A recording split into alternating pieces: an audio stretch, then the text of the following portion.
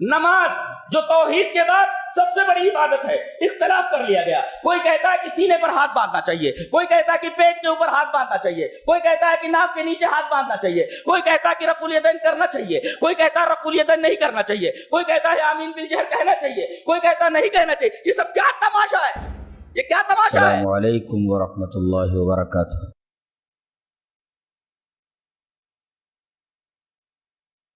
ان الحمد للہ نحمده ونستعینه ونستغفره ونعوذ باللہ من شرور انفسنا ومن سیئات اعمالنا، من يهده اللہ فلا مضل له ومن يضلل فلا هادی له، واشهد ان لا الہ الا اللہ وحدہ لا شریک له، واشهد ان محمدا عبده ورسوله۔ یا ایہا الذین آمنوا اتقوا اللہ حق تقاتہ ولا تموتن الا وانتم مسلمون۔ یا ایہا الناس اتقوا ربکم الذی خلقکم من نفس واحدۃ وخلق منها زوجها وبث منهما رجالا كثيرا ونساء واتقوا الله الذي تساءلون به والأرحام إن الله كان عليكم رقيبا۔ يا أيها الذين آمنوا اتقوا الله وقولوا قولا سديدا يصلح لكم أعمالكم ويغفر لكم ذنوبكم ومن يطع الله ورسوله فقد فاز فوزا عظيما، أما بعد فإن خير الحديث كتاب الله وخير الهدي هدي محمد صلى الله عليه وسلم، وشر الأمور محدثاتها وكل محدثة بدعة وكل بدعة ضلالة، الضلالة في النار۔ أعوذ بالله من الشيطان الرجيم، بسم الله الرحمن الرحيم۔ واعتصموا بحبل الله جميعا ولا تفرقوا واذكروا نعمة الله عليكم إذ كنتم أعداء فألف بين قلوبكم فأصبحتم بنعمته إخوانا وكنتم على شفا حفرة من النار فأنقذكم منها كذلك يبين الله لكم آياته لعلكم تهتدون۔ حضرات علماء کرام، محترم بزرگوں، نوجوان بھائیوں، پیارے بچوں، موضوع ہے اتحاد، وقت کی اہم ضرورت۔ آج عالم اسلام جس اندوہناک دور سے گزر رہا ہے وہ یاران نکتہ داں پر ہی نہیں بلکہ ہر چھوٹے بڑے انسان پر مخفی نہیں ہے۔ الجزائر کے مسلمانوں کا بہتا ہوا خون ہو یا سیریا کے تڑپتے بلکتے بچے ہوں، عورتوں کی آبرو ریزی ہو، چنچنیا کے مسلمان ہوں اور برما میانمار کے مسلمانوں کی سسکیاں ہوں، جن کا لہو پانی سے بھی ارزاں ہو چکا ہے۔ غرض ہے کہ مسلمان آج دنیا میں جہاں بھی ہیں پریشانی اور اضطراب سے دوچار ہیں، کہیں بھی ان کو سکون نہیں ہے۔ سوال یہ ہے کہ آخر ہم اس عذاب میں گرفتار کیوں ہیں؟ اللہ کی مدد ہم سے روٹھی ہوئی کیوں ہے؟ اگر 313 مسلمانوں کے لیے آسمان سے فرشتے اتارے جا سکتے تھے اور ان مٹھی بھر غیر مسلح مسلمانوں کو کامرانی اور کامیابی سے ہمکنار کیا جا سکتا تھا، تو آج مسلمانوں کے ساتھ نصرت الہی کیوں نہیں؟ اللہ کی مدد کیوں مسلمانوں سے روٹھی ہوئی؟ اس کا جواب ہمیں قرآن حکیم میں ملتا ہے۔ آئیے وہ آیت کریمہ پڑھ لیتے ہیں۔ اللہ تبارک و تعالی نے ارشاد فرمایا وَلَقَدْ صَدَقَكُمُ اللَّهُ وَعْدَهُ إِذْ تَحُسُّونَهُمْ بِإِذْنِهِ حَتَّى إِذَا فَشِلْتُمْ وَتَنَازَعْتُمْ فِي الْأَمْرِ وَعَصَيْتُمْ مِنْ بَعْدِ مَا أَرَاكُمْ مَا تُحِبُّونَ مِنْكُمْ مَنْ يُرِيدُ الدُّنْيَا وَمِنْكُمْ مَنْ يُرِيدُ الْآخِرَةَ وجہ بیان کر دی گئی۔ جنگ احد کے موقع پر اللہ کے رسول صلی اللہ علیہ وسلم نے سواروں کے ایک دستے کو جبل عینین پر مقرر کر دیا تھا اور یہ تاکید فرما دی تھی، آپ کا یہ امر تھا، حکم تھا کہ ہم چاہے میدان جنگ میں جیتیں یا ہاریں، تم لوگ یہ پوزیشن کسی بھی حالت میں مت چھوڑو۔ اور جب میدان جنگ تھوڑی دیر کے بعد مسلمانوں کے ہاتھ میں آ گیا تو اس پہاڑ کے اوپر موجود صحابہ کرام میں اختلاف ہوا۔ کسی نے کہا الغنیمہ الغنیمہ، مال غنیمت مال غنیمت، دوسرے مسلمان مال غنیمت جمع کر رہے ہیں، چلو ہم بھی مال غنیمت جمع کرتے ہیں۔ سارے لوگ پہاڑ پر سے اتر آئے، 9 لوگ اوپر رہ گئے، بقیہ سب اتر آئے۔ حضرت خالد ابن ولید جو اس وقت ایمان نہیں لائے تھے، ان کی دور بھی نگاہوں نے اس کمزور پوائنٹ کو بھانپ لیا تھا اور دیکھا کہ وہ پوائنٹ خالی ہو چکا ہے، کمزور ہو چکا ہے، اور اسی کمزور پوائنٹ سے انہوں نے اتنا زبردست حملہ کیا کہ جیتی ہوئی بازی مسلمان ہار گئے اور ان کی فتح شکست میں بدل گئی، اور یہ سب کچھ آنن فانن ہوا۔ وجہ یہاں بیان کی گئی وَلَقَدْ صَدَقَكُمُ اللَّهُ وَعْدَهُ، اللہ تعالیٰ نے اپنے وعدے کو سچ کر دکھایا، اس لیے کہ وہ کوئی وعدہ کرتا ہے اسے پورا کرتا ہے، اللہ وعدے کی خلاف ورزی نہیں کرتا۔ اِذْ تَحُسُّونَهُمْ بِإِذْنِهِ، اللہ تبارک و تعالیٰ کے حکم سے تم انہیں کاٹ رہے تھے، ان کے اوپر غالب ہو رہے تھے،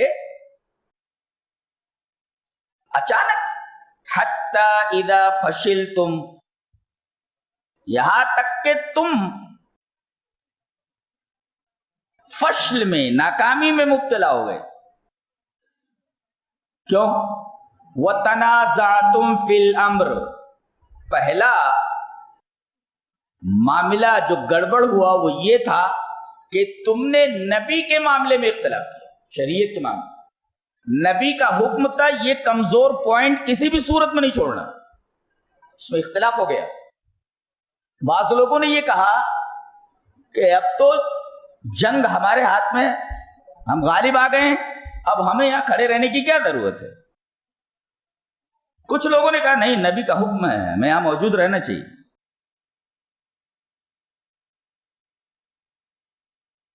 اس اختلاف کی وجہ سے وہ پوائنٹ جو انتہائی اہم تھا بہت ہی کمزور ہو گیا۔ دیکھیں کمزوری کہاں آئی؟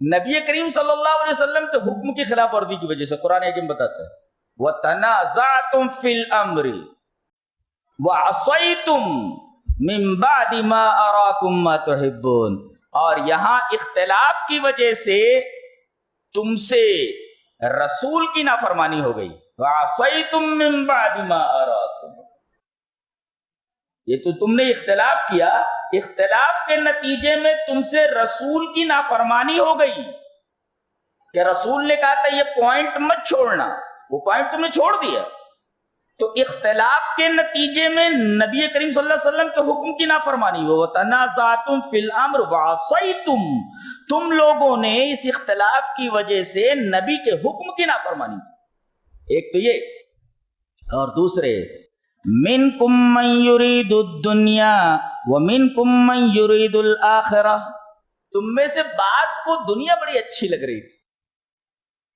دنیا بڑی اچھی لگ رہی تھی، تو یہ جو دنیا کی جو خواہش ہے، طلب دنیا ہے، یہ دوسری وجہ ہے۔ ہماری کمزوری کی پہلی کمزوری تو یہ کہ ہم نے نبی کریم صلی اللہ علیہ وسلم کی بات کو نہیں مانا، اختلاف کی وجہ سے نبی کے حکم کی نافرمانی ہوئی. اور دوسرے الغنیمہ الغنیمہ، مال بٹور لو مال بٹور لو، دنیا سے محبت ہو گئی. نتیجہ جیتی ہوئی جنگ ہار گئے اور تھوڑی ہی دیر میں بڑے بڑے صحابہ کرام تقریباً 70 کی تعداد میں مارے گئے. آپ نے کبھی اس پوائنٹ پر غور کیا؟ ذرا ہم گہرائی میں جا کر کے یہ بتانا چاہتے ہیں کہ ذرا سوچو کہ قانون ایسی ہستیوں کے لیے نہیں بدلا. کیسی ہستیاں کہ جن کی نظیر پر، جن کے مثل پر چاند اور سورج طلوع نہیں ہوئے، جنہوں نے اللہ اور اس کے رسول کے لیے سب کچھ لٹا دیا. کہا گیا اپنا وطن چھوڑ دو، اپنا وطن چھوڑ دیا. اپنا مال چھوڑ دو، مال چھوڑ دیا. جائیداد چھوڑ دو، جائیداد چھوڑ دیا. بچوں کو یتیم بنا دو، آ دیا. اپنی گردن کٹوا دو، کٹوا دیا. مال لٹا دو، لٹا دیا. سردی گرمی دکھ سکھ، کون سا ایسا موسم ہے، کون سا ایسا زاویہ ہے حیات کا کہ ان ہستیوں نے نبی اکرم صلی اللہ علیہ وسلم کا ساتھ چھوڑا. اور عجیب بات تو یہ ہے کہ ہر پریشانی کو خندہ پیشانی کے ساتھ برداشت کیا. ایک ہے جب آدمی کڑوی دوا پیتا ہے تو اس کے چہرے کے اوپر کڑوا پن آ جاتا ہے، طرح طرح سے منہ بناتا ہے، اس لیے کہ دوا کڑوی ہے. تو ایسے ہی جب مصیبتیں انسان کے اوپر آتی ہیں تو آدمی چیب جبی ہوتا ہے، اس کی طبیعت کھٹی ہو جاتی ہے. اور چہرہ چونکہ اندروں کا آئینہ دار ہوتا ہے، یہ پریشانی ان کے چہروں سے ظاہر ہوتی تھی. لیکن یہ گروہ مقدس ایسا ہے کہ جتنی پریشانیاں اسلام کے راستے میں، اللہ اور اس کے رسول کے راستے میں آئیں، انہوں نے ان پریشانیوں کو اس طرح برداشت کیا کہ کبھی بھی ان کے چہرے کے اوپر بوریت نہیں دیکھی گئی، کبھی ان کے ماتھے کے اوپر شکن نہیں دیکھی گئی. ہر مصیبت کو انہوں نے خندہ پیشانی کے ساتھ برداشت کیا. اور اسی وجہ سے رضی اللہ عنہم کے بعد ورضوا عنہ بڑھا دیا گیا، جبکہ اتنا کافی تھا. اللہ ان سے راضی ہو گیا. یہی بہت بڑی بات ہے. اللہ کسی کے بارے میں یہ کہتے کہ میں تجھ سے راضی ہوں، اتنا ہی کافی ہے. رضی اللہ عنہم، اللہ ان سے راضی ہو گیا. لیکن یہ کہنے کی کیا ضرورت تھی وہ بھی اللہ سے راضی ہو گئے؟ یہ کہنے کی ضرورت اس وجہ سے پڑی تاکہ صحابہ کرام کا مقام واضح ہو کہ انہوں نے اللہ کی رضا میں جتنی مصیبتیں جھیلی ہیں کبھی بھی ان کے ماتھے پر شکن نہیں آئی. اسی وجہ سے رضی اللہ عنہم کے بعد ورضوا عنہ کا، اللہ ان سے راضی ہو، وہ اللہ سے راضی ہو گئے. یعنی ہر مصیبت کو وہ اللہ کی طرف سے سمجھ کر کے خندہ پیشانی کے ساتھ اس مصیبت کو برداشت کرتے تھے. اور یہ وہ مقدس کڑی ہے کہ اگر یہ کڑی درمیان سے ہٹ جائے تو قرآن مشکوک ہو جائے، تمام عبادتیں مشکوک ہو جائیں. جیسے ہمارا عقیدہ یہ ہے کہ ہم ہر بات فہم سلف کی روشنی میں سمجھتے ہیں، اور ہمارے سلف حضرات صحابہ کرام رضوان اللہ تعالی علیہم اجمعین ہیں. اتنی بڑی ہستی، پورا قرآن جن کی تعریف سے بھرا پڑا ہے. اگر ان کے اوپر کسی نے الزام لگایا، اگر کسی نے انہیں کچھ کہا، تو اللہ تبارک و تعالی کی طرف سے عرش اعظم پر مستوی ہستی نے ان کا جواب دیا. صحابہ کرام کو لوگوں نے بے وقوف کہا تو اللہ نے جواب دیا، الا انہم هم السفہاء، بے وقوف میرے نبی کے صحابہ نے، بے وقوف تم لوگ ہو. یعنی صحابہ کرام رضوان اللہ تعالی علیہم اجمعین کو اگر کچھ کہا گیا کہ تو جواب عرش اعظم سے دیا گیا. یہ اتنا مقدس اور بڑا عظیم گروہ ہے. لیکن عجیب بات تو یہ ہے کہ یہ قانون کہ اگر تم رسول کی نافرمانی کرو گے اور رسول کی محبت پر دنیا کو ترجیح دو گے تو یہ قانون تمہارے اوپر بھی لاگو ہوگا، تم کتنی ہی بڑی عظمت کے حامی کیوں نہ ہو. یہ قانون تمہارے لیے بھی نہیں بدلے گا، اور نہیں بدلا. اور دکھا دیا گیا کہ تم نے نبی کے حکم کی نافرمانی کی اور دنیا کو ترجیح دی تو ہم نے جیتی ہوئی بازی پلٹ دی اور تمہاری فتح کو شکست سے بدل دی۔ یہ قانون تمہارے لیے نہیں بدلا، اتنی بڑی ہستیوں کے لیے جب قانون نہیں بدلا تو ہم جو 24 گھنٹے کے اندر نہ جانے کتنی بار اپنے معاملات میں، اپنی عبادات میں، زندگی کے ہر معاملے میں کتنی غلطیاں کرتے ہیں اور اللہ اور اس کے رسول کی نافرمانیاں کرتے ہیں اور اللہ کے رسول کے حکم کو کتنی سنگ دلی سے پامال کرتے ہوئے گزر جاتے ہیں۔ کیا آپ کو اس بات کا احساس ہے؟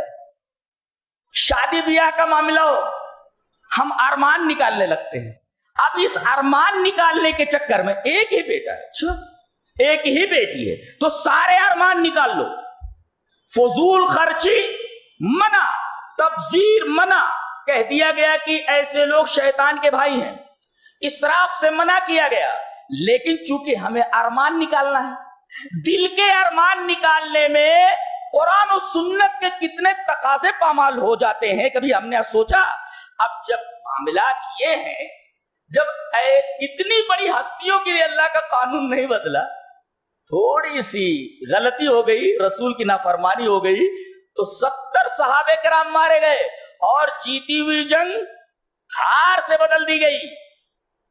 تو ہم لوگوں کے ساتھ کیا ہونا چاہیے؟ قرآن حکیم کی اس آیت کریمہ نے جواب دے دیا ہے، ہمارے ساتھ ایسا ہے۔ ایسا کیوں ہو رہا ہے؟ بہت عجیب بات میں نے کہہ دی، غور کریں گے تو سارا مسئلہ کلیئر ہو جاتا ہے۔ ہماری زندگیوں کے اندر سب کچھ ہے سوائے اللہ اور اس کے رسول کی محبت، یہ ہماری زندگیوں سے نکل چکی ہے۔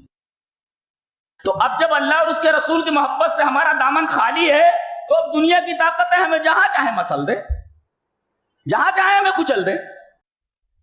سب سے بڑی طاقت تو یہی تھی، اللہ اور اس کے رسول کی محبت، یہی ہماری زندگی سے نکل گئی۔ آج ہم اپنے بچوں کو سب کچھ سکھاتے ہیں، صرف ایک بات نہیں سکھاتے، اللہ اور اس کے رسول کی محبت۔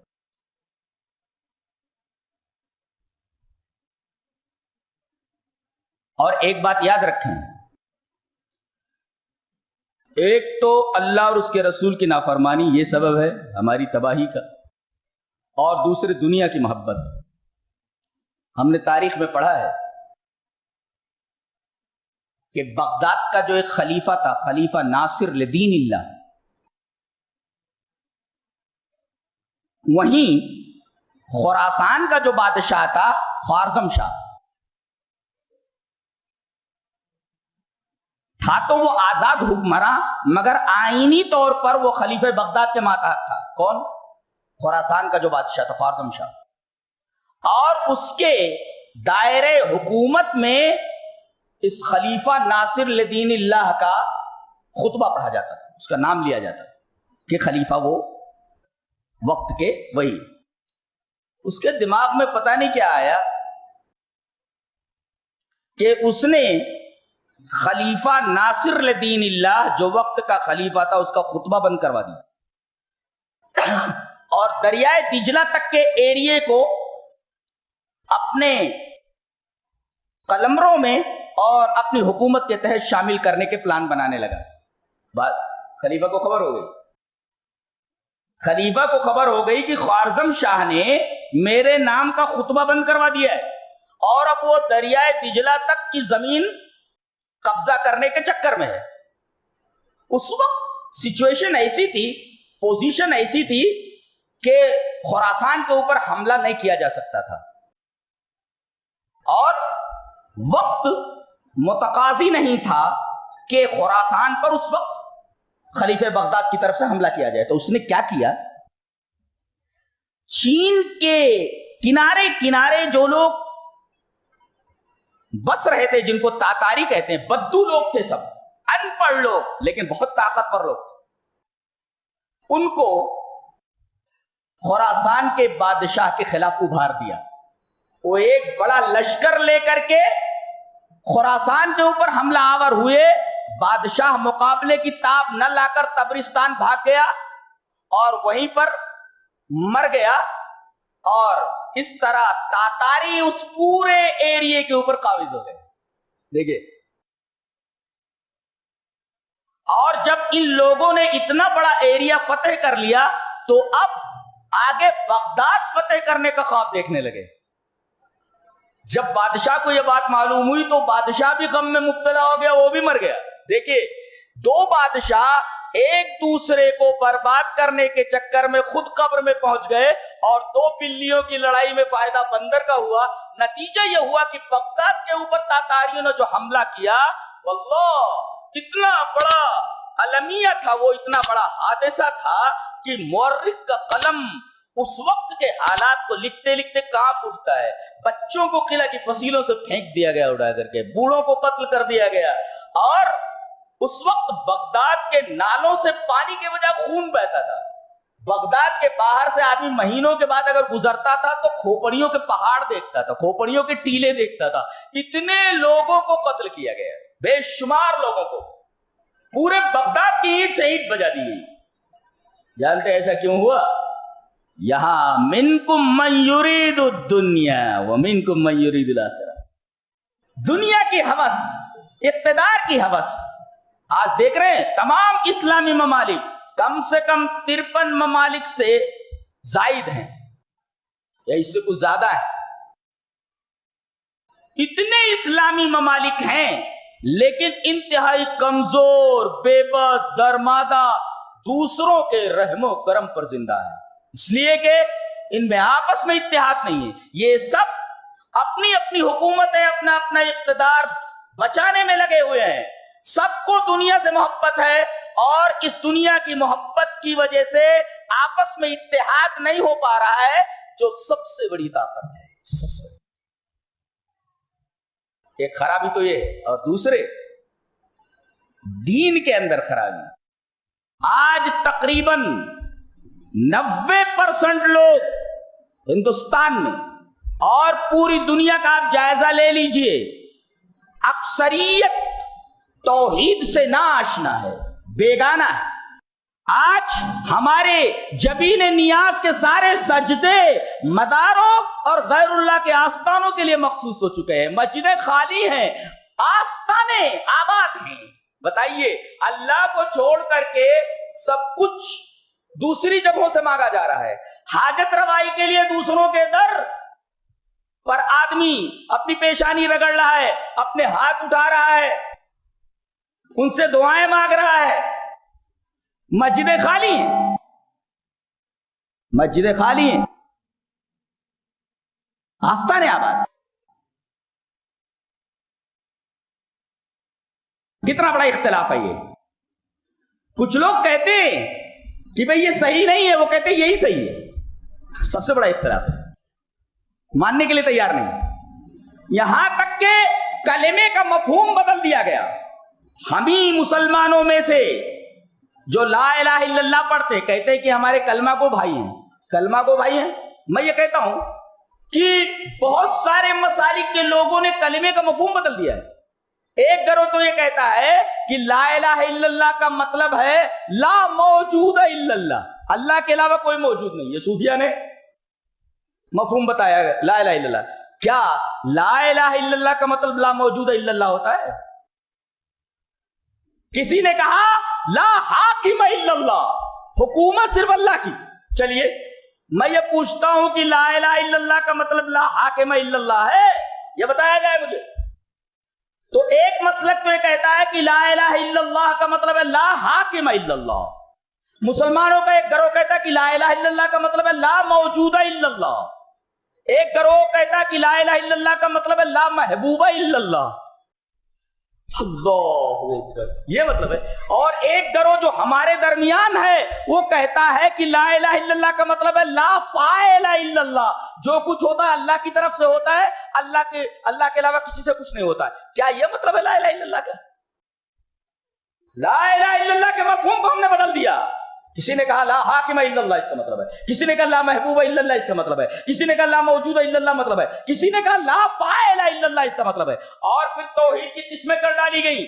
ہمارے نزدیک تو توحید کی قسم 3 ہے, توحید ربوبیت, توحید الوہیت, توحید اسماء و صفات. دوسرے لوگوں نے اس طرح تقسیم کی کہ توحید کی ایک قسم ہے توحید العامہ، دوسری قسم ہے توحید الخاصہ، اور تیسری توحید ہے توحید خاصۃ الخاصہ۔ بتائیے یہ توحید کی تقسیم ہے؟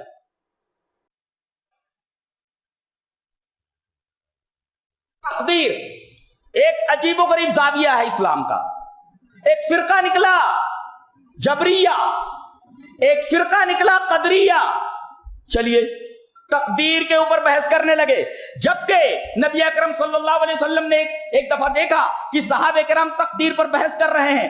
آپ نے جب یہ سنا تو آپ کا چہرہ مارے غصے کے گلنار ہو گیا، جیسے کہ آپ کے چہرے مبارک پر ارار کے دانے پھوڑ دیے گئے ہوں۔ اس قدر غصے کے مارے آپ کا چہرہ سرخ ہو گیا، اور آپ نے فرمایا سمجھ لو کہ پچھلی قومیں جو ہلاک ہوئی ہیں وہ آپس میں اسی قسم کے اختلافات کی وجہ سے ہلاک ہوئی ہیں۔ آپ نے وہاں اختلاف کا لفظ استعمال فرمایا۔ پتہ یہ چلا کہ دین کے بارے میں اختلاف ہو یا دنیا کے بارے میں بھی اختلاف ہو، اختلاف ہمیشہ مضر ہوتا ہے اور آدمی کو صرف اور صرف تباہی کی طرف لے جاتا ہے۔ تو تقدیر کے بعد میں جبریہ نکل گئے، قدریہ نکل گئے، ارے یہاں تک کہ قرآن کو بھی نہیں چھوڑا گیا۔ اللہ تبارک و تعالیٰ نے یہ کتاب دی تھی کہ لوگ سمجھیں اور اس کے اوپر عمل کریں، ہدایت کے راستے پر چل کر کے جنت تک پہنچے۔ لوگوں نے اس کو فلسفے کا موضوع بنا لیا، کہنے لگے معتزلہ کہ قرآن مخلوق ہے کہ غیر مخلوق ہے۔ چلیے، اور اس میں بڑے بڑے ہمارے سلف علماء قید خانوں میں ڈال دیے گئے، طرح طرح کی تعذیبات سے انہیں دوچار کیا گیا۔ حضرت امام احمد بن حنبل رحمہ اللہ کو اس طریقے سے کوڑے مارے جاتے تھے کہ جلاد نے خود بتایا کہ اگر یہ کوڑے کسی ہاتھی کو مار دیے جاتے تو ہاتھی چنگار کر کے بھاگ جاتا۔ غلطی کیا تھی؟ غلطی یہ تھی کہ وہ ماننے کے لیے تیار نہیں تھے۔ مامون الرشید اعظم وقت کا بادشاہ ہے، اور حکومت کی سطح پر اس بات کو منوانے کی کوشش کی جا رہی تھی کہ مانا جائے کہ قرآن مخلوق ہے۔ حضرت امام احمد بن حنبل بولتے تھے کہ القرآن و کلام اللہ غیر مخلوق، قرآن جو اللہ کا کلام و غیر مخلوق ہے۔ اور جہاں تک تمہاری بات ہے دلیل لاؤ، اور دلیلیں صرف دو ہیں، آتونی شیئا من کتاب اللہ و سنت رسولہ حتی آخذ بہ۔ لاؤ کتاب و سنت کی دلیل، اور کتاب و سنت کی دلیل آ جائے تو سرا خبر، لیکن کتاب و سنت کی دلیل تم کیا لا سکتے ہو کہ قرآن مخلوق ہے اس پر قرآن کی دلیل موجود ہو؟ تو قرآن کو میں نہیں چھوڑا، مسئلے تقدیر کو بھی نہیں چھوڑا، توحید کے معنی کو بدل دیا، تو قرآن کو بدل دیا، توحید کو بدل دیا۔ سنتوں کی جگہ پر بدعتیں کتنی آ گئی ہیں؟ بدعتیں اتنی ہیں کہ ہم بولتے بولتے تھک گئے ہیں، سلفی علماء بولتے بولتے تھک گئے ہیں کہ یہ سنت نہیں ہے، یہ بدعت ہے۔ وہ کہتے ہیں کہ یہی ہے سنت ہے۔ بتائیے، نماز جو توحید کے بعد سب سے بڑی عبادت ہے، اختلاف کر لیا گیا۔ کوئی کہتا ہے کہ سینے پر ہاتھ باندھنا چاہیے، کوئی کہتا ہے کہ پیٹ کے اوپر ہاتھ باندھنا چاہیے، کوئی کہتا ہے کہ ناف کے نیچے ہاتھ باندھنا چاہیے، کوئی کہتا ہے کہ رفع الیدین کرنا چاہیے، کوئی کہتا ہے رفع الیدین نہیں کرنا چاہیے، کوئی کہتا ہے آمین بالجہر کہنا چاہیے، کوئی کہتا ہے نہیں کہنا چاہیے۔ یہ سب کیا تماشا ہے؟ یہ کیا تماشا ہے؟ ٹھیک ہے، آپ اگر کوئی دلیل رکھتے ہیں تو دلیل رکھتے ہوئے ایک فرینڈلی سچویشن بناتے ہوئے، ایک فرینڈلی ایٹماسفیئر بناتے ہوئے آپس میں متحد رہو۔ کیا صحابہ کرام رضوان اللہ تعالی علیہم اجمعین نے ہمیں یہ تعلیم نہیں دی ہے کہ اختلاف کے باوجود ہمارے درمیان اتحاد کیسے ہو؟ بنیاد پہ اختلاف نہ ہو، اس لیے کہ بنیاد میں اگر اختلاف ہو گیا تو وہ اختلاف انتہائی مضر ہے، لیکن اگر بنیاد میں اختلاف نہ ہو اور علم کی بنیاد پر کوئی اختلاف ہو جائے تو وہ اختلاف محمود ہے۔ اور اس طریقے کا اختلاف صحابہ میں تھا، اور اس کے باوجود دلوں میں نفرت کبھی پیدا نہیں ہوئی، دلوں میں دوریاں کبھی پیدا نہیں ہوئی۔ اللہ اکبر۔ حضرت عبد الرحمن ابن یزید کی وہ روایت اٹھا کر کے دیکھیے، ابو داؤد کتاب المناسک کے اندر حضرت امام ابی داؤد رحمہ اللہ نے اس حدیث کو کتاب المناسک میں ابو داؤد میں ذکر فرمایا ہے۔ راوی حضرت عبد الرحمن ابن یزید ہیں، وہ کہتے ہیں کہ حضرت عبد الرحمن، حضرت عبداللہ ابن مسعود اور حضرت عثمان غنی رضی اللہ تعالیٰ عنہ میں اس بات پہ اختلاف تھا، اور شدید اختلاف تھا کہ منا کے اندر پوری نماز پڑھی جائے کہ نماز قصر کی جائے۔ حضرت عثمان غنی رضی اللہ تعالیٰ عنہ نماز پوری پڑھتے تھے، حضرت عبداللہ ابن مسعود بولتے تھے کہ منا کے اندر اس طریقے سے نماز پوری نہیں پڑھی جائے گی، قصر کیا جائے گا۔ حضرت عبداللہ ابن مسعود قصر کے قائل ہیں، حضرت عثمان غنی داماد رسول پوری نماز پڑھنے کے قائل ہیں۔ ایک دفعہ ایسا ہوا کہ حضرت عبداللہ ابن مسعود پہنچ گئے ہیں، حضرت عثمان غنی نماز پڑھا رہے ہیں، حضرت عبداللہ ابن مسعود اپنے تمام شاگردوں کے ساتھ نماز میں شریک ہو گئے اور پوری کی پوری نماز پڑھ لی۔ نماز کے اختتام کے بعد عبداللہ ابن مسعود رضی اللہ تعالیٰ عنہ کے شاگردوں نے پوچھا آپ ایسا کیسے کر رہے ہیں؟ آپ تو حضرت عثمان کے اس موقف کو صحیح نہیں کہہ رہے ہیں اور آپ نے ہمیشہ یہ کہا ہے کہ اب عثمان رضی اللہ تعالیٰ عنہ کا یہ موقف صحیح نہیں ہے، تو آپ نے ان کے پیچھے نماز پوری کیوں پڑھی؟ آپ کا تو یہ مسلک نہیں ہے۔ آپ کا یہ جواب آپ ذرنی سے لکھے جانے کے لائق ہے۔ آپ نے فرمایا الخلاف شر، حدیث کا آخری ٹکڑا ہے، آخری جملہ ہے وہ، الخلاف شر، میں اختلاف کو برا سمجھتا ہوں، دیکھیے تو صحابہ میں اختلاف ہے لیکن اس کے باوجود دلوں میں دوریاں نہیں ہیں، دلوں میں نفرتیں نہیں ہیں۔ آج ہم نے اختلاف کر کے دلوں کے درمیان کتنی بڑی خلیج حائل کر لی ہے۔ ایک دوسرے کی عزت کے اوپر حملہ کیا جاتا ہے، ایک مسلک کا مولوی دوسرے مسلک کے اوپر اس طریقے سے ٹانٹ کرتا ہے اور اس طریقے سے حملہ کرتا ہے کہ باقاعدہ ان کی عورتوں تک کو درمیان میں لے آیا جاتا ہے اور انہیں طرح طرح سے سخت و سست کہا جاتا ہے۔ میں یہ کہتا ہوں کہ اس طریقے کا اختلاف جو ہم کر رہے ہیں، کیا یہ اختلاف صحابہ کرام کا اختلاف تھا؟ میں تو یہ کہتا ہوں کہ صحابہ کرام کا اختلاف خدا کی تلاش میں تھا اور ہمارا اختلاف ہوا کے لیے، ان کا اختلاف خدا کے لیے، ہمارا اختلاف ہوا کے لیے ہے۔ ان کا اختلاف علم کی بنا پر تھا، ہمارا اختلاف جہل کی بنا پر تھا، جہل کے بنا پر ہے۔ اور اسی طریقے سے ان کا اختلاف حق کی تلاش کے لیے تھا، ہمارا اختلاف حق کی تلاش کے لیے نہیں ہے، اپنی انا کی تسکین کے لیے ہے۔ اور وہ لوگ قرآن و حدیث نصوص صریحہ آ جانے کے بعد اختلاف سے دور ہو جاتے تھے، قرآن و سنت کی طرف پلٹ جاتے تھے، لیکن آج کتاب و سنت کے سارے زاویے ان کے سامنے پیش کر دیے جائیں اور یہ پتا چل جائے کہ حق یہی ہے، تب بھی مفتی یکسر منہ اپنے موقف سے انحراف کرنے کے لیے تیار نہیں ہے۔ کیا اس طریقے کا اختلاف صحابہ کرام رضوان اللہ تعالی علیہم اجمعین میں تھا؟ یہی وجہ ہے کہ اللہ تبارک و تعالی نے صحابہ کرام کو، بکریاں چرانے والے تھے، پوری دنیا ان کے حوالے کر دی۔ ہم لوگ ایک دکان کو ترستے ہیں، ایک مکان کو ترستے ہیں، اللہ تبارک و تعالی نے ان سارا نشینوں کو پوری دنیا دے دی۔ کیا چاہیے تمہیں؟ عراق چاہیے؟ دے دیتے ہیں۔ تم کو مصر چاہیے؟ دے دیتے ہیں۔ اسکندریہ چاہیے؟ دے دیتے ہیں۔ ایران چاہیے؟ دے دیتے ہیں۔ کیا چاہیے تم کو؟ ہم دے دیتے ہیں۔ افریقہ چاہیے؟ افریقہ دے دیا ہے۔ جو مانگا صحابہ کرام رضوان اللہ تعالی علیہم اجمعین نے سب اللہ تبارک تعالیٰ نے دے دیا، صرف ان کی اس پیاری عادت کی وجہ سے کہ دنیا مغلوب تھی اور نبی کریم صلی اللہ علیہ وسلم کی سنت کو کسی بھی صورت میں چھوڑنے کے لیے تیار نہیں تھے۔ کل منہج سلف میرا پر خطاب ہوا، اس میں نے ایک واقعہ بیان کیا تھا کہ ایک صاحب آئے، ایک صحابی سے سوال پوچھ رہے ہیں کہ حجر اسود کا استلام کیسا ہے، تو چومنا ہے، کیسے کرنا ہے؟ کہا کہ ہاں موقع ملے تو چوم لو، نہیں تو سلام کر کے آگے بڑھ جاؤ۔ اب دیکھو حدیث آ گئی کہ دو کام کرنے ہیں، ایک تو تقبیل حجر اسود ہے اور ایک استلام حجر اسود ہے۔ اگر بوسہ دے سکو تو فبیہا، بہت اچھا ہے، اور اگر بوسہ نہ دے سکو سلام کر کے آگے بڑھ جاؤ، ہاتھ اٹھا کر کے۔ دو ہی کام ہے۔ اب وہ کیا بول رہا ہے؟ ارأیت ان زحمت، دیکھ اپنی عقل لا رہا ہے، ذرا بتائیے، ارأیت میں بھلا بتائیے اگر بھیڑ ہو جائے تو میں بھیڑ میں پھنس جاؤں تو کیا کروں؟ کہا کہ جیسا مناسب ہو کر لوں۔ پھر کہہ رہا ہے ارأیت ان غلبت، ذرا بتائیے اگر میں مغلوب کر دیا جاؤں، یعنی وہاں لوگ مجھے پہنچنے نہ دیں۔ وہ بہت کسی ملک کے لڑکے ہوتے ہیں بڑے طاقتور، یوں ایسے ہاتھ ڈالتے ہیں پوری بھیڑ کو ایک طرف کر دیتے ہیں، اس طرف ایک طرف کر دیتے ہیں، اور وہ جا کر کے حجر اسود کو بوسہ دے دیتے ہیں، جبکہ یہ صحیح نہیں ہے، یہ درست نہیں ہے۔ کسی کو تکلیف دے کر کے حجر اسود کو بوسہ دینا یہ صحیح نہیں ہے۔ تو اس نے یہ کہا ارأیت ان زحمت، میں بھیڑ میں پھنس جاؤں تو، ارأیت ان غلبت، میں مغلوب کر دیا جاؤں تو، دوسرے لوگ مجھے ڈھکیل دیں وہاں تک نہ جانے دے تو۔ اب جب دیکھا کہ ارأیت بات بات کہہ رہا ہے، صحابی نے ڈانٹ کر کے کہا کہ جعل ارأیت بالیمن، یمن سے تو آیا نا، یہ ارأیت کا جو لفظ ہے یمن میں جا کر کے رکھ دے، یہ تیرا جو ارأیت ہے بار بار بول رہا ہے ایسا ہو تو ایسا، ایسا ہو تو یہ یمن میں جا کر کے رکھ دے۔ تو صحابہ کرام رضوان اللہ تعالی علیہم اجمعین حدیث آ جانے کے بعد کوئی اگر قیل و قال کرتا تھا تو فوراً اس کو ڈانٹ دیتے تھے۔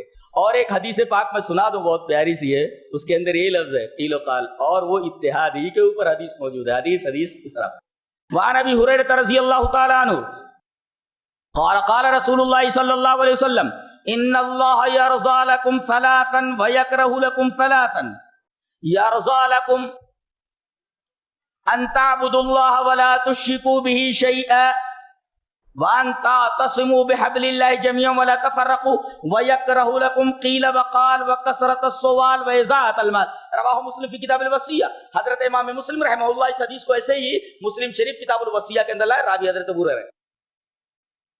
حضرت ابو ہریرہ فرماتے ہیں کہ نبی اکرم صلی اللہ علیہ وسلم نے ارشاد فرمایا کہ اللہ تبارک و تعالیٰ کو تین چیزیں بہت محبوب ہیں اور تین چیزیں بہت مکروہ ہیں.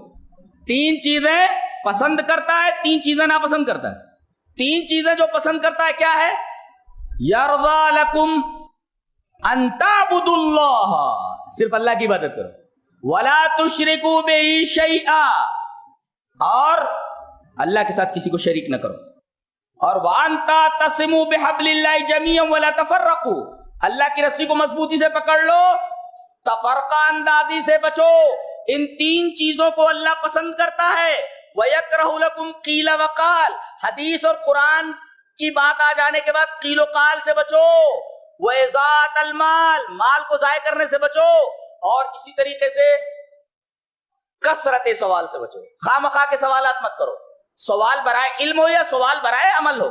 اس کے علاوہ خواہ مخواہ کا قیل و قال کرنا منع کر دیا گیا. یہ اللہ تبارک و تعالیٰ کے نزدیک مبغوض ہے, مکروہ ہے. اب آپ دیکھیں کہ جو چیزیں اللہ تبارک و تعالیٰ کو پسند ہیں ان میں سے ایک چیز یہ ہے کہ آدمی تفرقہ اندازی مت کرے. اللہ تبارک و تعالیٰ کو اختلاف پسند نہیں ہے.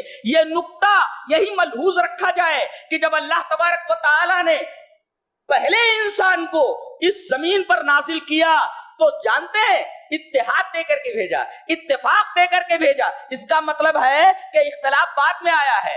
آسمان سے جب آدمی نازل کیا گیا تو توحید دے کر کے بھیجا گیا, شرک بعد میں آیا. اسی وجہ سے حضرت نوح علیہ السلام کو بھیجا گیا کہ بتاؤ کہ یہ توحید نہیں ہے, یہ شرک ہے, لوگ غلط روٹ کے اوپر جا رہے ہیں.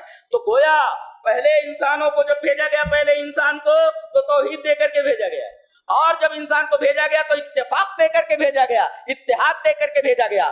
اختلاف بعد میں آیا, شرک بعد میں آیا. وہ حضرت ابن عباس سے مروی وہ روایت جسے امام بخاری کتاب التفسیر میں لائے ہیں وہ دلیل ہے. اور سب سے پہلے اتفاق نازل ہوا, اتحاد نازل ہوا, اختلاف بعد میں ہوا. وہ بھی حضرت ابن عباس رضی اللہ تعالیٰ عنہما سے مروی ہے. آپ اٹھا کر کے تفسیر ابن کثیر دیکھیں, دوسرا پارہ سورہ بقرہ کے اندر اللہ تبارک و تعالیٰ نے ارشاد فرمایا فَبَعَثَ اللَّهُ النَّبِيِّينَ مُبَشِّرِينَ وَمُنذِرِينَ, اللہ تبارک و تعالیٰ نے نبیوں کو بھیجا بشارت دینے کے لیے اور ڈرانے کے لیے. حضرت ابن عباس رضی اللہ تعالیٰ عنہما اس آیت کریمہ کی تفسیر میں فرماتے ہیں کہ کان الناس کان بین آدم و نوح, یا کان بین نوح و آدم عشرۃ قرون کلہم علی شریعت الحق فاختلفوا. دیکھیے حضرت ابن عباس یہ فرما رہے ہیں کہ حضرت آدم اور نوح کے درمیان 10 صدیوں کا فاصلہ ہے, 10 صدیوں کا فاصلہ ہے. کانا بینا نوح و آدم عشرۃ قرون, نوح اور آدم کے درمیان 10 صدیوں کا فاصلہ ہے, اور ان 10 صدیوں میں کلہم علی شریعت من الحق, سارے کے سارے لوگ اتفاق کے ساتھ حق پر قائم تھے. فاختلفوا, اختلاف بعد میں ہوا. پتہ یہ چلا حضرت ابن عباس سے مروی اس روایت سے. بخاری کتاب التفسیر کی روایت جو انہی سے مروی ہے وہ بتاتی ہے کہ شرک بعد میں آیا, توحید پہلے آئے. اور اسی طریقے سے یہ تفسیر بتاتی ہے فَبَعَثَ اللَّهُ النَّبِيِّينَ مُبَشِّرِينَ وَمُنذِرِينَ کی, کہ پہلے اتفاق و اتحاد نازل ہوا, آدمیوں کے ذہن میں اختلافات بعد میں پیدا ہوئے, اور جیسے اختلافات پیدا ہوئے اس اختلاف کے رفع کرنے کے لیے اللہ تبارک و تعالیٰ نے مسلسل انبیاء کرام کا اور رسول کا سلسلہ جاری فرمایا تاکہ ان کو اختلاف سے روک کر کے اتحاد کے راستے پر ڈالا جائے. اس لیے کہ اختلاف انسانیت کے لیے ہمیشہ مضر رہا ہے, ہمیشہ خطرناک رہا ہے. کاش لوگ ہوش کے ناخن لیں اور ان کو یہ پتا چل جائے کہ اختلاف کتنی خطرناک شے ہے. تو میں یہ کہہ رہا ہوں کہ کسی چیز کو ہم نے کہاں چھوڑا, ہم نے توحید کو بدل دیا, کلمے کا مطلب بدل دیا. پھر سے میں افسوس کے ساتھ کہتا ہوں کہ لا الہ الا اللہ کا مطلب لا فاعل الا اللہ ہے. لا الہ الا اللہ کا مطلب لا محبوب الا اللہ ہے. لا الہ الا اللہ کا مطلب لا موجود الا اللہ ہے. توحید کی یہ قسم صحیح ہے, توحید الخاص, توحید العامہ، توحید الخاصہ، توحید الخاصۃ الخاصہ. جبریہ نے جو تقدیر کے بارے میں اپنا اسٹینڈ اختیار کیا وہ اسٹینڈ صحیح ہے. قدریہ نے جو اسٹینڈ اختیار کیا صحیح ہے. قرآن کے بارے میں معتزلہ نے جو اسٹینڈ اختیار کیا کیا وہ صحیح ہے. نماز کے بارے میں جو لوگ کہتے ہیں کہ فلاں جگہ نیت باندھی جائے کیا وہ اسٹینڈ صحیح ہے. حدیث صحیح کیا اس کی موافقت کرتی ہے؟ قطعاً نہیں. آمین بالجہر نہ کہا جائے کیا اس کے مخالف کوئی دلیل ہے؟ دلیل لائی جائے اور ایسا نہ کیا جائے ویسا نہ کہ نماز تک کو نہیں چھوڑا گیا، نماز تک کو خراب کر دیا گیا. تراویح سال بھر میں ایک دفعہ آتی ہے، فوراً جھگڑے شروع ہو جاتے ہیں. 8 پڑھنا کہ کیا 8 پڑھنا کہ 21 پڑھنا، 8 پڑھنا کہ 20 پڑھنا، لڑائی شروع. کہیں کہیں تو ایسا ہوتا باقاعدہ مسجدوں میں تالے لگا دیے جاتے ہیں. اللہ اکبر. مسجدیں محفوظ نہیں ہیں، مسجدیں محفوظ نہیں ہیں. چند اختلافات کی وجہ سے دشمنی اس حد تک آگے بڑھا دی جاتی ہے کہ مسجدوں کے اندر تالے لگا دیے جاتے ہیں. اطراف میں سچے پکے مسلمانوں کو نماز پڑھنے سے روک دیا جاتا ہے، عورتوں کو نماز پڑھنے سے روک دیا جاتا ہے، نماز میں صحیح طریقے سے عبادت نہیں کرنے دی جاتی ہے. تو رمضان کے مہینے کو بھی ہم نے کہاں چھوڑا؟ رمضان کے مہینے میں سنت یہ تھی کہ سحری کے لیے اذان دی جائے، ہم نے سحری کی جگہ پر بھونپو لگا دیا. بھونپو سے اور اس طریقے سے پتہ نہیں کیا کیا چیزیں ہم نے ایجاد کر رکھی ہے. سنت کو چھوڑ کر کے پتہ نہیں کتنی کتنی بدعتیں ہم نے ایجاد کر رکھی. حج کے موقع پر آپ دیکھ لیجئے اتنی دعائیں لوگ پڑھتے رہتے ہیں، کوئی بھی دعا صحیح سے حدیث سے ثابت نہیں. صحیح دعائیں یاد کر کے نہیں جاتے، ارکان صحیح سے نہیں ادا کرتے، اس لیے کہ وہ لوگ ارکان کو صحیح طریقے سے سیکھ کر جاتے ہی نہیں ہے جو صحیح حدیث سے ثابت ہو، جو قرآن سے ثابت ہو. تو کہتے ہیں نہیں اونٹ تیری کون سی کل سیدھی. تو ہم لوگوں کی جب کوئی کل سیدھی ہی نہیں ہے تو ہمارے ساتھ سیدھا برتاؤ کا فیصلہ اوپر سے کیسے آئے؟ فیصلہ جو آتا ہے وہ الٹا ہی فیصلہ آتا ہے، اس لیے کہ ہماری ساری کلیں الٹی ہو گئی ہیں، کوئی کل ہماری سیدھی نہیں ہے. دیکھا جائے تو ہم لوگ ایک طریقے سے اللہ کی نگاہ میں ظالم ہیں، اس لیے کہ ہم نے اس کے رسول کے طریقوں کو چھوڑ دیا ہے. آج ساری کتابیں سمجھ کر پڑھتے، قرآن سمجھ کر پڑھنے کے لیے ہمارے پاس وقت نہیں ہے. اللہ کی کتاب کے ساتھ ایسا معاملہ کیا جاتا ہے جو 1-2 روپے کے اخبار کے ساتھ بھی نہیں کیا جاتا ہے. کہتے ہیں کہ ہم مظلوم ہیں. ایک بات یاد رکھیے آپ، ہاں اگر سچ مچ کہیں ظلم ہوتا ہے تو اللہ تبارک و تعالیٰ کا یہ قاعدہ ہے کہ ظالم کو مٹا دیتا ہے. ہاں تھوڑا انتظار کرنا پڑتا ہے. اللہ تبارک و تعالیٰ نے ارشاد فرمایا وَتِلْكَ الْقُرَىٰ أَهْلَكْنَاهُمْ لَمَّا ظَلَمُوا وَجَعَلْنَا لِمَهْلِكِهِمْ مَوْعِدًا. ہم نے ظالم قوموں کو تباہ و برباد کر دیا. ہاں ان کی ہلاکت کا ہم نے ایک ٹائم مقرر کر رکھا ہے. کوئی بھی حکمراں یہ مت سمجھے، کوئی بھی صاحب اقتدار یہ نہ سمجھے کہ میں ظلم کرتا رہوں گا اور مجھے اسی طریقے سے دنیا میں پنپنے دیا جائے گا. قطعاً نہیں. یہ اللہ تبارک و تعالیٰ کا قانون ہے کہ ظالم کو کبھی چھوڑتا نہیں. ہاں ڈھیل دیتا ہے، اب سدھر جا، اور جب رسی کھینچتا ہے تو پھر ظالم کے لیے کہیں جائے فرار نہیں رہتی اور اس کو دنیا والوں کے لیے عبرت بنا دیا جاتا ہے. لہذا ظالم بھی ہوشیار ہو جائے اور مظلوم کو بھی چاہیے کہ وہ مایوس نہ ہو اللہ تبارک و تعالیٰ کی رحمت سے. اللہ تبارک و تعالیٰ نے حدیث قدسی کے اندر باقاعدہ نبی کریم صلی اللہ علیہ وسلم سے کہلوا دیا ہے کہ وَعِزَّتِي، میری عزت کی قسم، لَأَنصُرَنَّكَ، مظلوم اگر تو میرے سامنے دست دعا دراز کرتا ہے تو لَأَنصُرَنَّكَ، تیری مدد ضرور کروں گا. وَلَوْ بَعْدَ حِينٍ، اگر تھوڑی دیر کے لیے تجھے انتظار کرنا پڑا، انتظار کر لے، میری مدد تجھ تک ضرور آئے گی. تو ہم نے دیکھا کہ کوئی بھی عبادت ایسی نہیں ہے جس عبادت کے اندر ہم نے کوئی نہ کوئی خرابی نہ ڈال دی. اللہ اور اس کے رسول نے جس طرح ہمیں دین دیا تھا، کیا دین اصلی شکل میں آج تمام مسلمان فالو کر رہے ہیں؟ قطعاً نہیں. توحید ہمارے ہاتھ میں نہیں ہے، رسالت ہمارے ہاتھ میں نہیں ہے، نماز ہمارے ہاتھ میں نہیں ہے. زکوٰۃ دینے والے کتنے ہیں ذرا دیکھیے. رمضان شریف میں زکوٰۃ دینے والے لوگ ریاکاری کرتے ہوئے پتہ نہیں کیا کیا حرکتیں کرتے رہتے، مجنونانہ حرکتیں کہہ لیجئے، طفلانہ حرکتیں کہہ لیجئے، بچکانہ حرکتیں کہہ لیجئے، نہ جانے کیسی کیسی حرکتیں کرتے رہتے. اختلاف باقی کیوں؟ ٹھیک ہے اختلاف ہو گیا، اختلاف باقی کیوں ہے؟ یہ بہت بہترین پوائنٹ، اور قرآن حکیم کے پاس ہر سوال کا جواب. اختلاف ہو گیا، چلیے بھائی آپ ایک خیال رکھتے ہیں، فلاں صاحب ایک فکر رکھتے ہیں، فلاں صاحب ایک عقیدہ رکھتے ہیں، ٹھیک ہے، یہ اختلاف ہے. آپ کو بار بار کہا جاتا ہے کہ بھئی اختلاف ختم کر دیجئے. اختلاف کیوں نہیں ختم کرتے لوگ؟ قرآن حکیم بولتا ہے اس کا ایک سبب ہے، اس کا ایک سبب ہے. اختلاف ہوتا ہے، کیوں ہوتا ہے وہ، اور اختلاف ہو جانے کے بعد لوگ اختلاف کو ختم کیوں نہیں کرتے، دونوں سوالوں کے جوابات ہیں. چلو پہلے یہ جواب دے دوں کہ اختلاف لوگ ختم کیوں نہیں کرتے. قرآن حکیم ایک عجیب و غریب کمنٹ کرتا ہے. اس کا کمنٹ ایک لاسٹ کمنٹ ہے. کیا بولتا ہے؟ کل حزب بما لدیہم فرحون. ہر وہ چیز جو لوگوں کے پاس ہوتی ہے، لدا مانے پاس میں جو ہوتی ہے اسی کو اچھا سمجھتے ہیں اور کہتے ہیں کہ اس کے علاوہ جو کچھ ہے وہ سب بیکار ہے، اور ہمارے پاس جو کچھ ہے وہی صحیح ہے، اور اسی پر وہ نازاں رہتے، خوش رہتے اور اسی کو صحیح مانتے. اب جب صحیح مانتے اسی پر خوش ہے تو اپنا موقف کیوں چھوڑیں گے؟ قرآن حکیم نے بتا دیا کہ اپنا موقف کیوں نہیں چھوڑتے ہیں. کل حزب بما لدیہم فرحون. ہر گروہ، ہر پارٹی، ہر فرقہ جو کچھ اس کے پاس ہے اسی کے اوپر خوش ہے. اب جب خوش ہے، نازاں ہے، تو اس اسٹینڈ کو کیوں چھوڑے گا، وہ موقف کو کیوں چھوڑے گا؟ یہ نہ چھوڑنے کی وجہ ہے، اختلاف نہ ختم کرنے کی وجہ قرآن حکیم بیان کر رہا ہے. اچھا اختلاف ہوتا کیسے ہے وہ بیان کیا گیا ایک جگہ.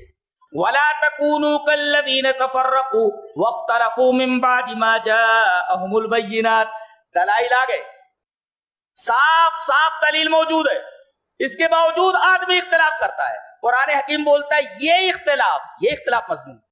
دلائل آ جانے کے بعد، دلائل اگر صاف نہیں ہے تو اختلاف جائز ہے، اختلاف جائز ہے.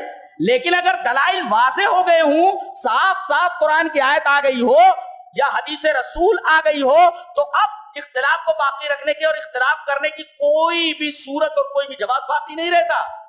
من بعد ما جاءہم البینات. قرآن حکیم بولتا ہے یہ اختلاف صحیح نہیں ہے، اور آج وہی لوگ اختلاف کر رہے ہیں. کیا کہ دلیل واضح ہے اس کے باوجود اختلاف کر رہے ہیں. یہ اختلاف اللہ کو پسند نہیں ہے دلائل کے آ جانے کے بعد. تو کون سا اختلاف صحیح ہے اور کون سا اختلاف اللہ کو مذموم ہے یہ بھی بتا دیا گیا، برا ہے. اور لوگ اختلاف کرنے کے بعد اپنے موقع پر ڈٹے کیوں رہتے، چھوڑتے کیوں نہیں اختلاف کو، اس کی وجہ بھی بتا دی گئی کہ کل حزب بما لدیہم فرحون. اور نعمان بن بشیر کی روایت میں ہے، بعض لوگ کہتے ہیں کہ یہ اختلاف رحمت ہے. اللہ اکبر. یعنی لوگ یہ کہہ رہے ہیں کہ زہر عین تریاک. لوگ کہتے ہیں زہر کھا لو تو اچھے تگڑے ہو جاؤ گے، موٹے ہو جاؤ گے، جبکہ زہر کا خاصہ یہ ہے کہ آدمی زہر استعمال کر لے تو مر جائے گا.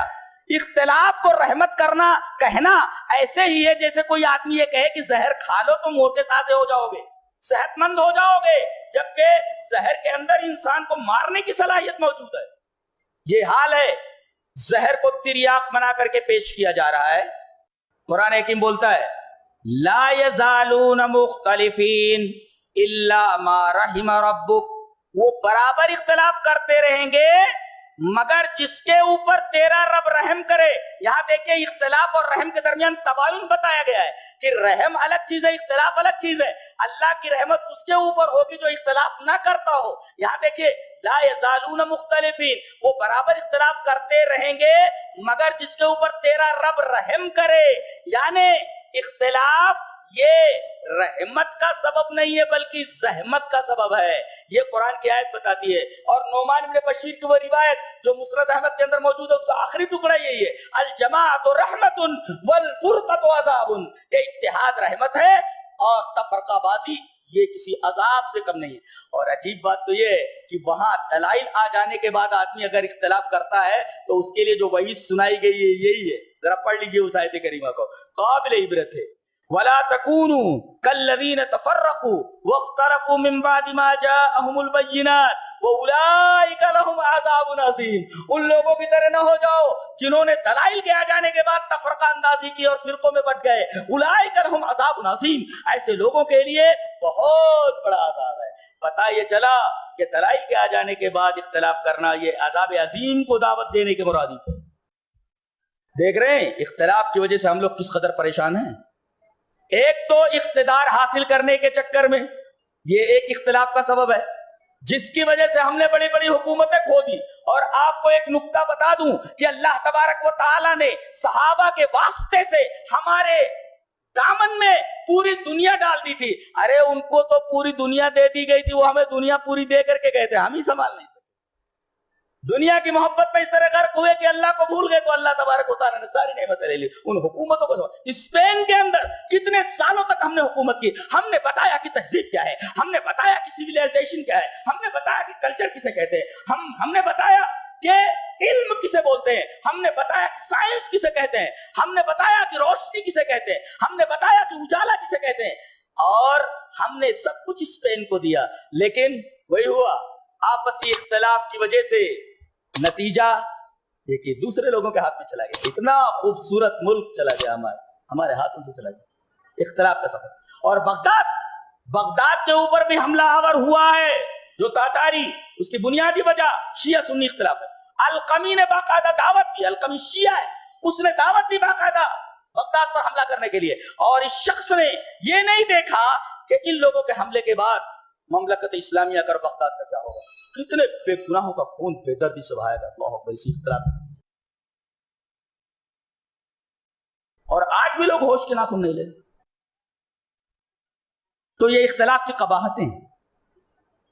ایک جگہ تو جو خطبہ مسنونہ کے بعد میں نے جو آیت کریمہ پڑھی ہے ذرا دیکھ لیتے ہیں. وَاعْتَصِمُوا بِحَبْلِ اللَّهِ جَمِيعًا وَلَا تَفَرَّقُوا وَاذْكُرُوا نِعْمَةَ اللَّهِ عَلَيْكُمْ إِذْ كُنْتُمْ أَعْدَاءً فَأَلَّفَ بَيْنَ قُلُوبِكُمْ فَأَصْبَحْتُمْ بِنِعْمَتِهِ إِخْوَانًا وَكُنْتُمْ عَلَى شَفَا حُفْرَةٍ مِّنَ النَّارِ. اللہ فرماتا ہے تم لوگ آگ کے دہانے کے اوپر تھے اور اللہ نے تم کو آگ کے دہانے سے بچا لیا. اختلاف کو آگ کہا گیا ہے. آگ, آپ کو معلوم ہے آگ کیوں کہا گیا ہے؟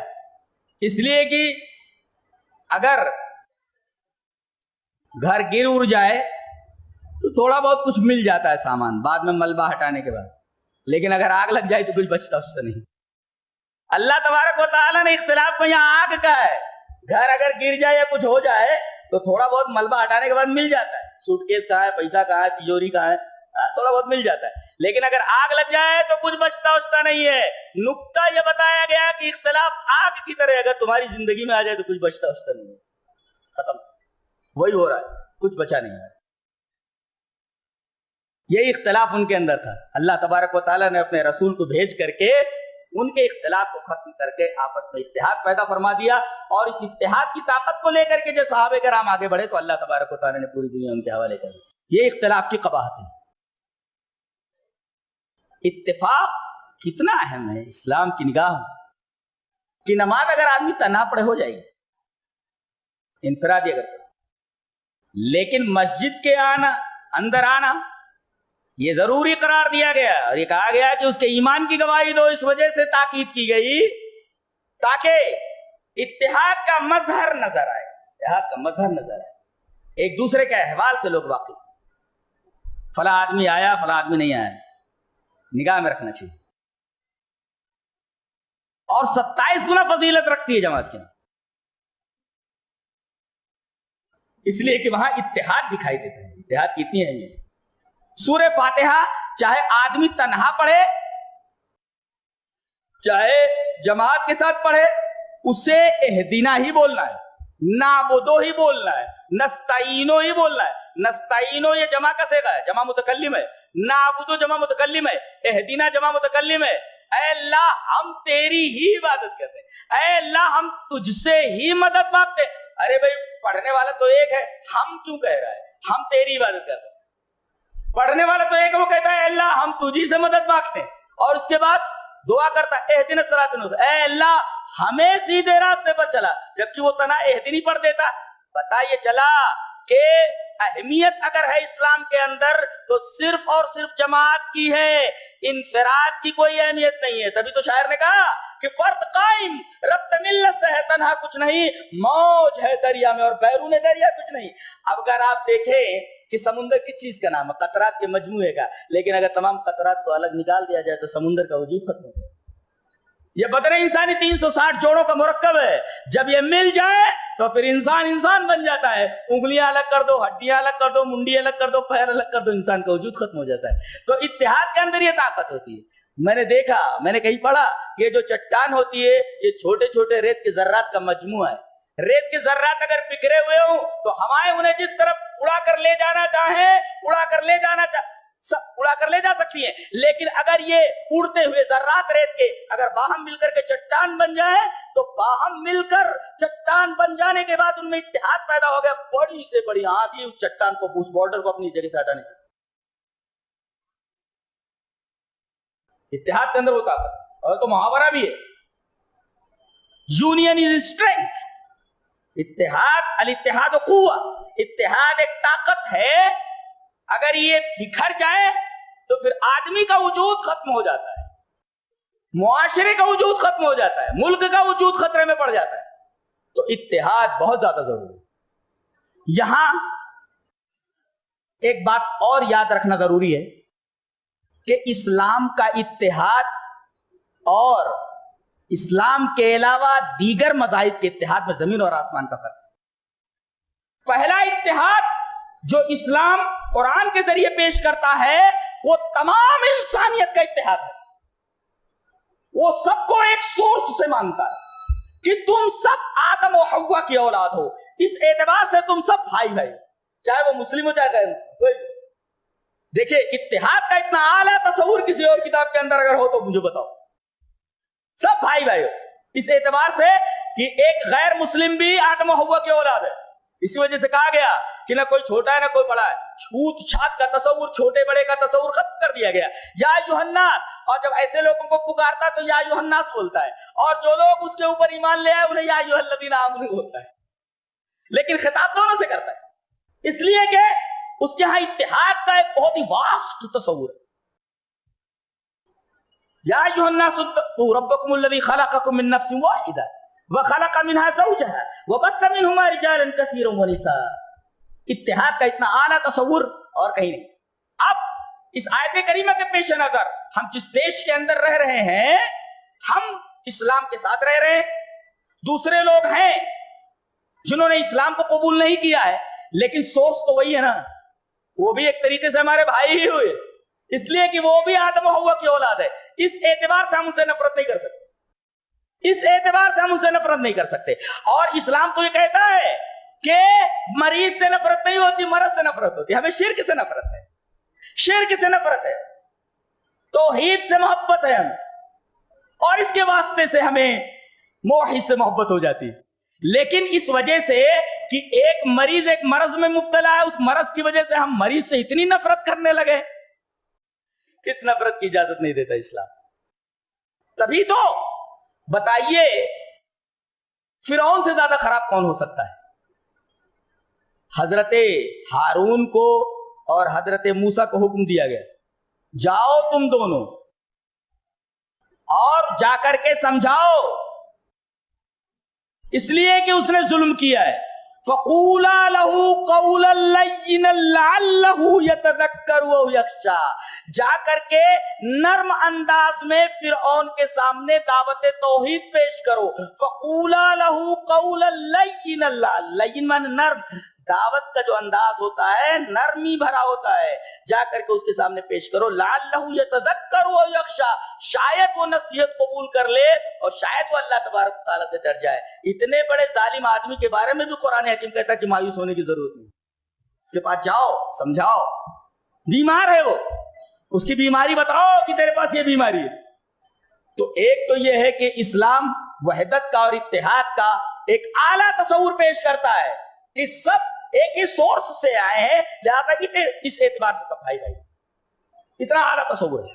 اب اسلام لے آئے تو پھر وہ اللہ تبارک و تعالیٰ کے قریب ہو گیا، اس لیے کہ وہ اللہ کا فرما بردار ہے وغیرہ وغیرہ۔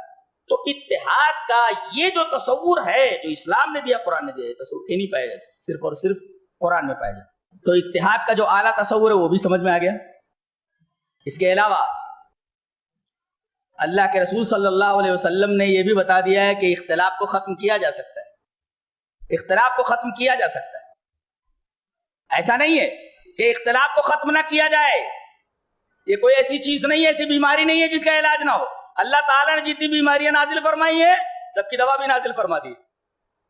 اختلاف کو ختم کیا جا سکتا ہے، صرف ایک ہی صورت ہے سارے کے سارے لوگ دلائل کے متبع ہو جائیں، اور دلیل صرف دو ہی ہے، قرآن و سنت، سارے کے سارے اس پلیٹ فارم پر آ جائیں، سارے اختلافات خود بخود ختم ہو جائیں. لوگ آنے کے لیے تیار نہیں، دلائل آ جانے کے بعد آنے کے لیے تیار نہیں، اختلاف برقرار رکھ رہے. کیوں؟ کل حزب بما لدیہم فرحون. یہ مصیبت ہے سب سے بڑی.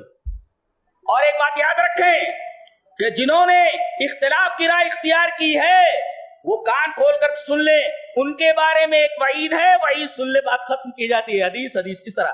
وعن عبداللہ ابن عمرو رضی اللہ تعالی عنہ قال قال رسول اللہ صلی اللہ علیہ وسلم لا ياتين على امتي ما اتى على بني اسرائيل حتى النال بالنال حتى ان كان منهم من اتى امه علانية لكان في امتي من يصنع ذلك وان بني اسرائيل تفرقت على 72 ملة وتفترق امتي 73 ملة كلهم في النار الا ملة واحدة قالوا من هي يا رسول الله قال معنا علي واصحابي. رواه الترمذي في كتاب الايمان في باب افتراق هذه الامة. حضرت امام ترمذی رحمہ اللہ اس حدیث پاک کو ایسے ہی کتاب الایمان کے اندر لائے. راوی حضرت عبداللہ ابن عمر رضی اللہ تعالیٰ عنہ وہ فرماتے ہیں کہ نبی اکرم صلی اللہ علیہ وسلم نے ارشاد فرمایا کہ میری امت کے اوپر وہی کچھ آنے والا ہے جو موسیٰ کی امت کے اوپر آ چکا ہے، بنی اسرائیل کے اوپر آ چکا ہے.